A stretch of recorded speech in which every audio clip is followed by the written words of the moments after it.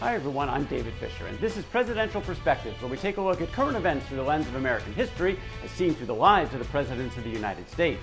Today's episode is focused on buying foreign land. The new Trump administration has come into office talking about possibly acquiring Greenland by purchase. And the question is the Americans ever done anything like this before? And the fact is, you got to go back about a century and a half for the most recent example. Nothing in modern American history, but for the first century of American history, you actually can see this is how the United States was built, by buying foreign land. So let's take a look at the history. And we go back to the beginning of the 19th century, the United States' third president, Thomas Jefferson, in for a bit of a shock. It's 1801, and he finds out that Napoleon, the Emperor of France, has reacquired from Spain this area called the Louisiana Territory, 828,000 square miles on the western border of the United States, right smack dab in the middle of North America, and Thomas Jefferson is worried. Now, traditionally, he was a big fan of the French throughout his career, but not Emperor Napoleon, who he described as the Attila of the age, the ruthless destroyer of 10 millions of the human race, whose thirst for blood appeared unquenchable, the great oppressor of the rights and liberties of the world. He was worried that with Napoleon now on his western border, this could create a national security risk to the United States. He even thought about getting in bed with the dreaded British, who he never really cared for, to try to ward off Napoleon. He was particularly worried about the Mississippi River and the mouth of that river in New Orleans. If this was cut off from American access, then the entire western part of the continent would be cut off, and Thomas Jefferson was worried about this. So what did he decide to do? He thought, well, you know what? Napoleon needs money. Let's go buy New Orleans. Maybe we'll buy the Floridas from him and see if we can take control back of this. And for this, he asked one of his closest confidants, James Monroe, who had recently finished his term as the governor of Virginia, to go to France, join with Robert Livingston, the minister over there, and see if they can buy New Orleans and again, maybe buy the Floridas as well.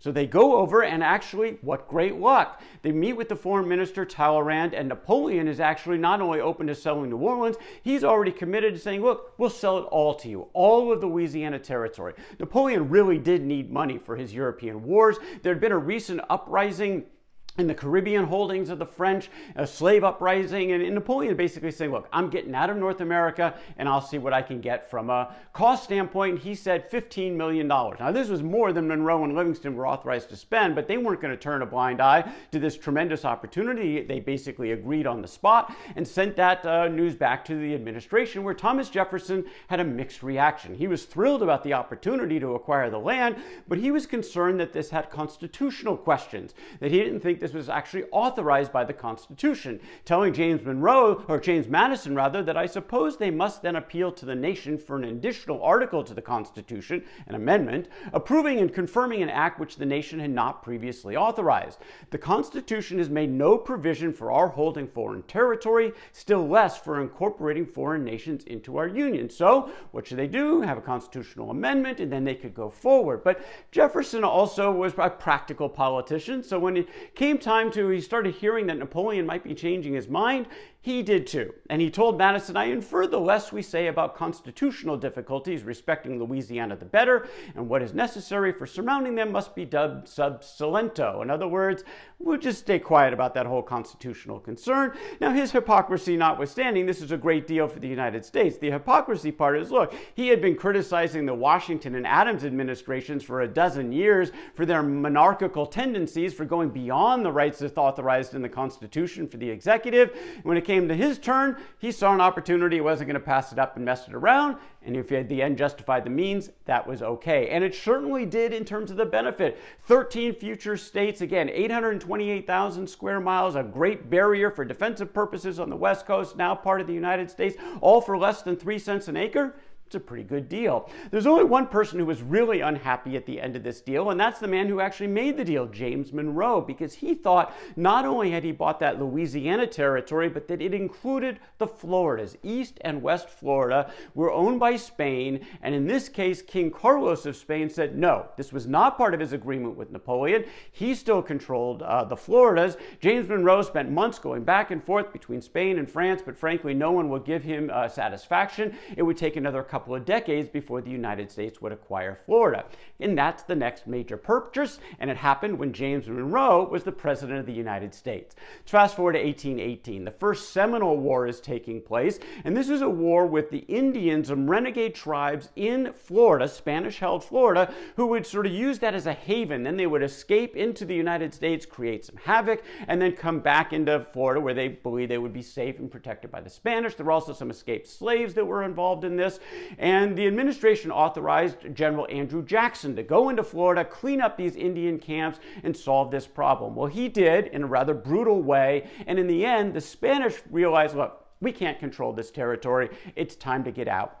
And they offered the Floridas to the United States for $5 million to purchase both the East and West Florida. President Monroe had his Secretary of State, John Quincy Adams, negotiate the agreement, became known as the Adams-Onis Treaty. In this case, the United States got Florida. They paid $5 million to acquire it, but it was another concession to the Spanish that was important to them. The western boundary of the United States, relative to the Louisiana Purchase, was deemed to be the Sabina River. What did that mean? That meant Spain still held onto Texas, and that was a critical decision on their behalf. So again, we've got another example where the United States has acquired foreign land by purchase, and in this case, again, a great accomplishment in the eyes of John Quincy Adams, the man who had negotiated the agreement. He called it perhaps the most important day of my life. The acquisition of the Floridas has long been an object of earnest desire in this country. I trust it is now secured beyond the reach of revocation. It was. That's 2 foreign acquisitions for the United States, both by purchase in the first 4 decades since the end of the Revolutionary War. Not done yet. Let's move forward a couple of another decades. We're now into the 1840s, the era of manifest destiny, where the Americans were really expansionist in their thinking. This idea of sort of divine inspiration to bring the American system of government all the way from sea to shining sea across North America. Well, the problem here was that they didn't own that land. It was owned primarily by Mexico. And we start actually with Texas, because Texas had become an independent nation. It had won its own independence from Mexico, and there was a push to bring Texas into the Union. And for this, we have President John Tyler worked tirelessly until the end of his term, just a couple of days before he left office, and he completed the signatures to annex Texas. But James Polk, who came into the presidency just a couple of days later, wasn't settled with that. He wanted Texas, and he completed the acquisition in his term, but he wanted a whole bunch more. He wanted all that land from the United States' current boundaries all the way to the Pacific Ocean. For this, again, he had to acquire it. How was he going to do it? He wanted to buy it. He wanted to buy it from Mexico, and for this, he sent a representative, John Slidell of Louisiana, was sent to Mexico City to offer $15 million for all this land. Now, the Mexicans said, no, this is not for sale. In fact, we're not even going to receive your envoy. The President Jose Herrera said, I'm not going to meet with Slidell. This offer is rejected. Well, Slidell was pretty angry about this, and so he decided to eventually come back to the United States. It's March of 1846, and he told his president, James Polk, and his Secretary of State, James Buchanan, that be assured that nothing is to be done with these people until they shall have been chastised. Well, just on cue, James Polk took that cue because he got his military involved. While Slidell was on his way to Mexico City, he had already ordered General Zachary Taylor and the American Army to the banks of the Nueces River. Why the Nueces? Well, the territory between the Nueces and the Rio Grande, about 150 miles or so, was disputed territory. Did the Texans own it? Now the United States. Did the Mexicans own it? It was unclear based on previous treaties, so disputed territory. Originally, Polk sends Taylor right down to the bank of the Nueces. But when Slidell comes back and says the Mexicans aren't interested in selling, he says, well, maybe I'll be a little more provocative. He sends Taylor into that disputed territory all the way to the bank of the Rio Grande, setting up camp outside the town of Matamoros. Now, the Mexicans were affronted by this. What are you doing here? This is disputed land. Get your military out of there, as they started building up their own military presence in Matamoros. Well, Taylor wasn't leaving, despite the fact the Mexicans told him to. In fact, he doubled down a bit. He blockaded the Rio Grande, creating a situation for the Mexicans where they felt they had no choice. They crossed the Rio Grande, they attacked the American soldiers. Some American soldiers were killed, and this gave James Polk everything he needed to actually go ask for a declaration of war. He went to Congress saying, after reiterated menaces, Mexico has passed the boundary of the United States, has invaded our territory, shed American blood upon the American soil. As war exists, and notwithstanding all our efforts to avoid it, exists by the act of Mexico herself, we are called upon by every consideration of duty and patriotism to vindicate with decision and honor the rights and the interests of our country. He got his declaration of war, and the war had begun. Now, a disingenuous statement? Sure. Did he do a lot to sort of provoke the Mexicans into crossing over and attacking and firing the first shot after they wouldn't accept his envoy to buy parts of their land? Well, basically, yes. And there was plenty of criticism for Polk at the time, including in the Senate, John Calhoun of South Carolina. If the acts of the executive do not amount to acts of war, they are acts which necessarily tend to provoke war and to bring on war. I condemn the conduct of the executive, and of course, the executive being James Polk.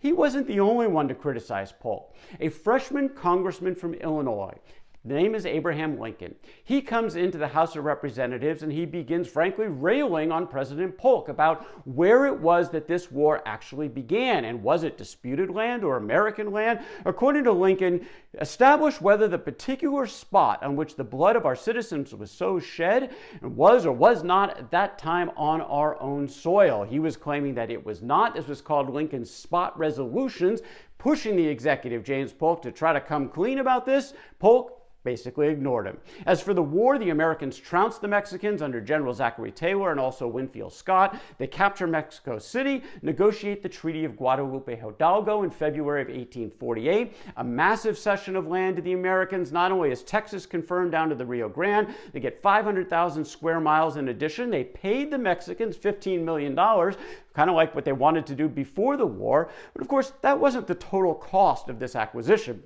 It also cost 13,708 American lives, more than 25,000 Mexican lives, and about $100 million to prosecute this war. So it was a costly acquisition of this foreign land, but certainly also incalculable in terms of the benefits to the United States. The next purchase would occur the next decade, and it was sort of an augment to what had happened with Mexico. It was a purchase from Mexico. It's called the Gadsden Purchase, and what we would call now the southern piece of Arizona, which was attractive for the potential to have a transcontinental railroad go through there. 30,000 square miles. It was purchased for $10 million from the United States to Mexico. So again, acquisition of land. At this point, you've got basically the continental United States growing from those original 13 states to now basically what it is today, most of which was acquired through purchase of foreign land. And the United States wasn't done. After the Civil War, so another decade or so forward, it's 1867, Andrew Johnson is now president of the United States, and Russia is looking to sell Alaska.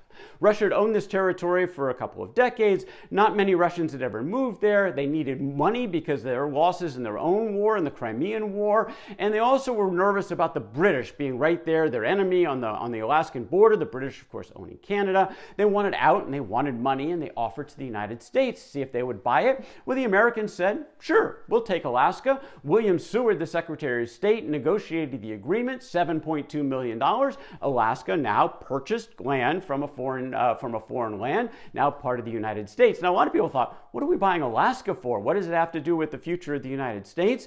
It was actually called Seward's Follies, or why are we doing this? Well, when gold was discovered in the Yukon Territory a couple decades later, a lot of people changed their minds. Alaska, of course, became a territory formally in 1912, and it became a state in 1959. Again, acquiring land through foreign acquisition. And that doesn't mean all of the American efforts actually worked out. We already talked about their initial effort to buy Mexico was rebuffed and had to actually win that through the war. What about Cuba? This was another acquisition the Americans actually tried several times and were unable to consummate. So again, an example where it did not work out. Began in the 1840s when the Cubans started to rebel against their landowners. Spain, once again, is in this mix. And a lot of people in the United States very much in favor of this. They wanted to bring Cuba into the United States. It's just 90 miles off of the Florida coast, and it was an opportunity for the South to extend slavery. The agricultural community and the geography of Cuba made itself a good opportunity for the expansion of slavery. The South wanted potentially another state, another couple of senators in Congress, and the American presidents were open to this, and it was particularly Franklin Pierce in the 1850s who really started to engage in the opportunity to buy Cuba from Spain. He picked Pierre Soule as his minister to Spain. Soule openly interested in the annexation of Cuba, and he authorized Soule $130 million to go and try and buy Cuba. He goes to Spain, and the Spanish are simply not interested. The answer is a firm no. Well, Pierce wasn't completely done yet because he wanted his ministers in Europe, his top three, not only Soule, but also John Mason, his minister to France, and James Buchanan, the future president, his minister currently now in Great Britain, to come together, meet somewhere in Europe, and assess this situation, send him a report. How can we possibly maybe acquire Cuba? Well, they got together in Ostend, Belgium, and created what was called the Ostend Manifesto, which was largely a historical document about the relations between Cuba and its holders in Europe, as well as the United States. And they eventually came down to a rather provocative question. In the Ostend Manifesto, it says, does Cuba in the possession of Spain seriously endanger the internal peace of our whole nation?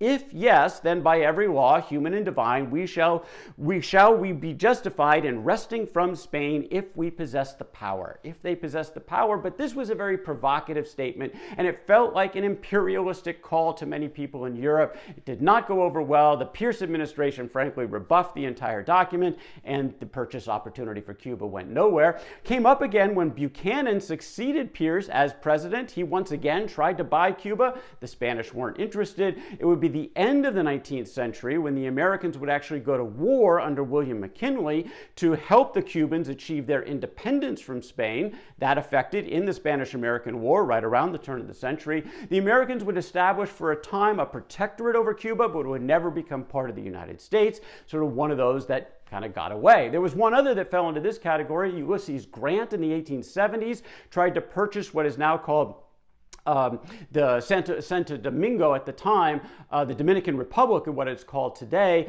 $1.5 million was the offer on the table because Grant really wanted Samana Bay as a coaling station, a naval base. He actually negotiated the agreement. The United States Senate said no. They wouldn't authorize it. So not all of these acquisitions went through, but as you can see, the vast majority of the United States built by these foreign acquisitions. There were a couple of other acquisitions, of course, from that Spanish-American War, the Philippines, Guam, Puerto Rico. There was a payment to Spain over this, $20 million, but this was more the spoils of war than it was an acquisition. But if you look at the vast majority of the land acquired by the United States since those days of the original 13 states, and you look at the Louisiana Purchase, the Floridas, the Mexican Cession, the Gadsden Purchase, Alaska, the vast majority of that falls into this category of buying foreign land. Haven't done it in over 150 years, but from a historical standpoint, it's really how the nation was built. That is a look at Americans buying foreign land. For more on this topic, covered a lot of different topics on this one. Check out those links in the description here to other episodes of Presidential Chronicles that take these things into a little bit more detail. For now, I'm David Fisher. We'll see you next time. This is Presidential Perspectives from Presidential Chronicles.